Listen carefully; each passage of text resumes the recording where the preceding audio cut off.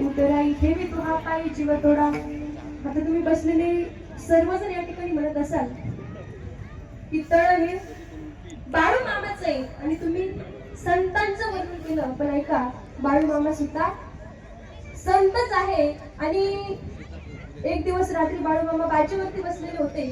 बाजेवरती बसल्यानंतर त्यांचा एक सेवक त्यांच्याकडे गेला आणि त्यांना म्हणे की मामा, तुम्ही अशक्याचं शक्य करतात, ज्यांना संतान नाही त्यांना संतान प्राप्त करून देतात, मेलेल्याला जिवंत करतात, मग मला तुमची सेवा करू द्या. मग त्यावेळेस मामा म्हणे की अरे वेड्या, तू माझी सेवा करू नको, मी ज्या भगवंताची सेवा करतो, मी ज्या भगवंताला भजतो, मी ज्या भगवंताचं नामस्मरण करतो, त्याचं नामस्मरण तू कर. आता बाळू मामा कोणाचं नामस्मरण करायचे?